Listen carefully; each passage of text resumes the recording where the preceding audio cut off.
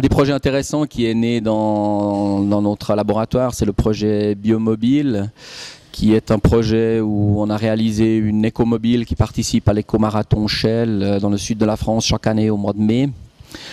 C'est la deuxième voiture qui est réalisée au sein de la HESSO. La première était un consortium entre plusieurs écoles de la HESSO, notamment le LOC, Fribourg, et pour laquelle nous avons réalisé l'aérodynamique. Nos collègues du LOC ont réalisé le moteur, Fribourg de la mécanique. Donc ça, c'était quelque chose, un point de départ, je dirais. C'est le projet Consomini qui court toujours chaque année. Et puis le deuxième projet, donc Biomobile, qui est né ici, c'était une volonté de s'orienter plus sur les biocarburants. L'originalité de cette voiture-là par rapport à la première, c'est son essence qui est fabriquée par une société genevoise qui s'appelle Biocarb et qui est une essence issue de déchets végétaux. Donc en fait, on essaye de valoriser des déchets. D'accord, donc c'est bien un biocarburant, c'est pas un agrocarburant où on réalise de l'agriculture pour faire un carburant. Donc c'est bien une valorisation de déchets et une seconde vie en quelque sorte. Et l'intérêt de cette essence, c'est que c'est vraiment une essence qui est identique à l'essence 95 que vous pouvez mettre dans n'importe quel moteur, 4 temps, sans modifier le moteur. Donc ça, c'est la volonté. Au jour d'aujourd'hui, ça n'existe pas. On a du méthanol, on a l'éthanol, on a le biodiesel ou l'huile pure qui est mise parfois dans les moteurs diesel. Mais la bioessence qu'on a développée, ou qui a été développée par Biocarb, n'existe pas encore sur le marché. Donc c'est quelque chose d'intéressant. Et donc on participe chaque année à l'éco-marathon Shell avec cette essence-là. Nous sommes les seuls concurrents en fait à l'éco-marathon à utiliser cette essence.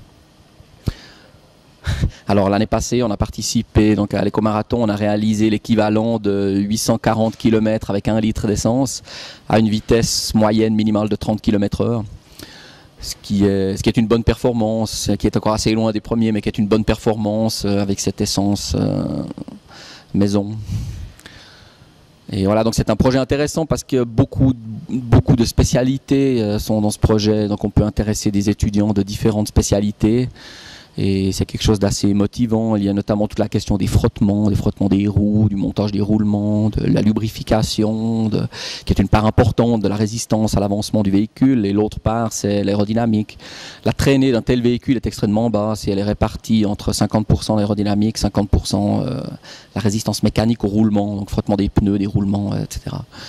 Il faut savoir que pour déplacer un tel véhicule à 30 km/h, il nous faut environ 20 watts, ce qui est extrêmement peu, et que la production de CO2 est d'environ 1 gramme au kilomètre, ce qui est à peu près 100 fois moins qu'un petit véhicule urbain actuel disponible sur le marché.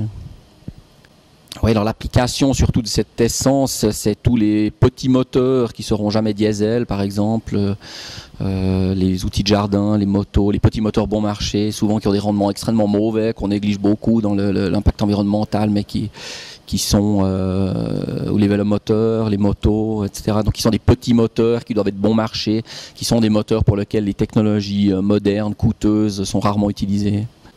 Alors aujourd'hui, la production coûte cher de ces biocarburants parce que les laboratoires sont de taille restreinte. Les développements, donc aussi l'industrialisation surtout des méthodes de production peut faire diminuer sensiblement les prix des biocarburants. Mais pas, je dirais, peut-être le développement de la technologie, peut-être beaucoup moins.